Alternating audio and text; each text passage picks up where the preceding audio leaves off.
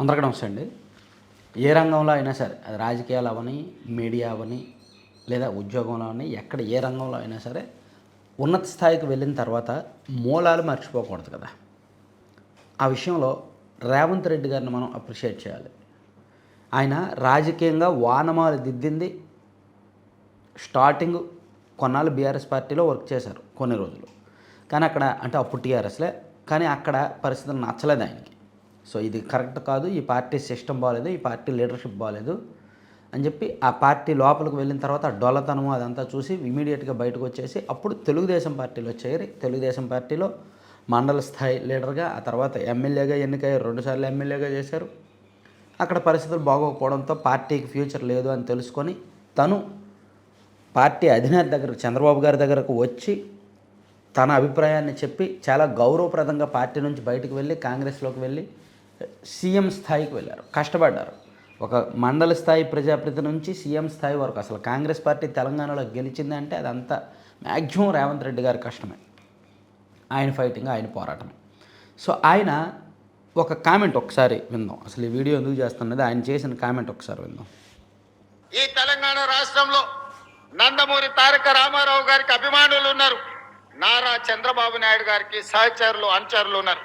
వాళ్ళందరికీ నా విజ్ఞప్తి ఒక్కటే, ఈ తెలంగాణ రాష్ట్రంలో తెలుగుదేశం ఉండొద్దని కక్ష కట్టి ఆ పార్టీ నాయకత్వాన్ని దెబ్బతీసిన చంద్రశేఖరరావును, బీఆర్ఎస్ ను సమూలంగా 100 మీటర్ల గోతి తీసి పార్టీ పెట్టినప్పుడే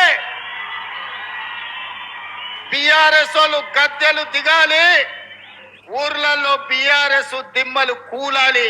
అప్పుడే నందమూరి తారక రామారావు గారికి నిజమైన నివాళులు అర్పించిన వాళ్ళం అవుతాము.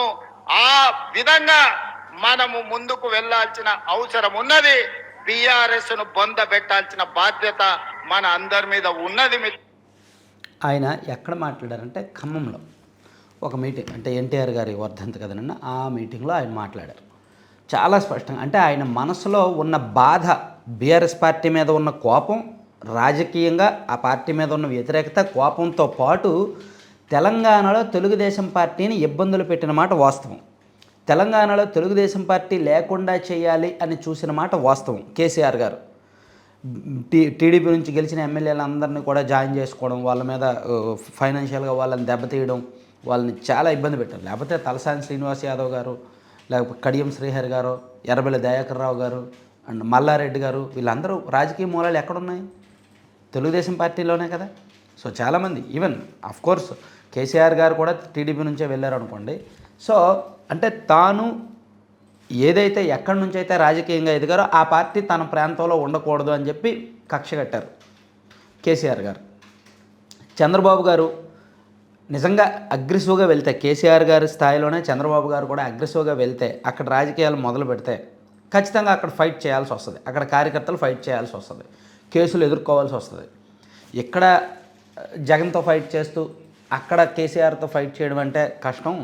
సో అందుకని కొన్నాళ్ళ పాటు క్యాడర్ని అక్కడ సైలెంట్ చేసి, పార్టీని సైలెంట్ చేసి మొన్న ఎన్నికల్లో పోటీ చేయలేదు. సో ఆ తర్వాత పార్టీని మాత్రం సజీవంగా ఉంచే ప్రయత్నాలు అయితే చేస్తున్నారు. సో రేవంత్ రెడ్డి గారి కడుపులో ఎంత బాధ లేకపోతే ఆయన అలా అంటారు చెప్పండి. టీడీపీని లేకుండా చేయాలని చూశారు, ఎందుకంటే ఆయన కల్లారా చూశారు తెలుగుదేశం పార్టీ ఎమ్మెల్యేలను అప్పట్లో కేసీఆర్ గారి ప్రభుత్వం ఎంత ఇబ్బంది పెట్టింది అనేది ఆయన కల్లారా చూశారు. టీడీపీ క్యాడర్ మీద ఏ విధంగా కేసులు పెట్టారో కల్లారా చూశారు. బెదిరించి, భయపెట్టి, కేసులు నమోదు చేసి, ప్రలోభపెట్టి, రకరకాలతో మాటలతో టీడీపీ నాయకులను లాగేశారు తప్ప క్యాడర్ని లాగలేకపోయారు.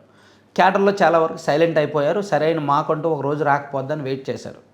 సో రేవంత్ రెడ్డి గారికి కొంతవరకు కనెక్ట్ అయ్యారు. తెలంగాణలో ఉన్న TDP cadre maximum more than 80% Revanth Reddy గారికి కనెక్ట్ అయ్యారు. పార్టీకి సంబంధం లేకుండా కాంగ్రెస్ పార్టీ అయినప్పటికీ రేవంత్ రెడ్డి గారి నాయకత్వానికి కనెక్ట్ అయ్యి గత ఎన్నికల్లో కొంతవరకు పనిచేశారు.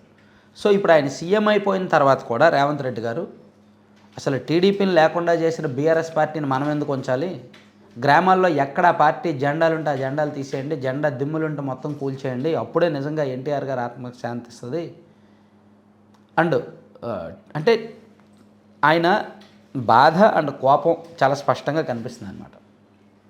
నిజంగా ఇదే పిలుపు చంద్రబాబు గారు కూడా ఇస్తే, ముఖ్యంగా ఈ ఖమ్మం జిల్లాలో ఈవెన్ ఇప్పటికీ కూడా బీఆర్ఎస్ పార్టీ కంటే టీడీపీకే బలమైన నాయకత్వం ఉంది.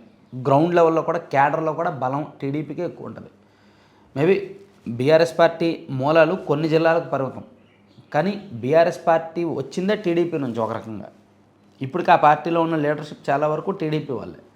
సో కార్యకర్తలు కనుక రివర్స్ అయితే నిజంగా బీఆర్ఎస్ పార్టీ అనేది ఉండదు. బీఆర్ఎస్ పార్టీ అంటే సమూలంగా లేపే అవకాశం ఉంది. అయితే చంద్రబాబు గారు అటువంటి పిలుపు ఇవ్వరు. రేవంత్ రెడ్డి గారు అంటే ఆ పిలుపు ఇచ్చారు, ఎందుకంటే తన బాధ కొద్దీ, తన రాజకీయం కొద్దీ, తన రాజకీయ ప్రత్యర్థి మీద అలా అన్నారు తప్ప, అదే పిలుపు చంద్రబాబు గారు ఇస్తే మాత్రం నిజంగా తెలంగాణలో టీడీపీ వాళ్ళు రెచ్చిపోతారు.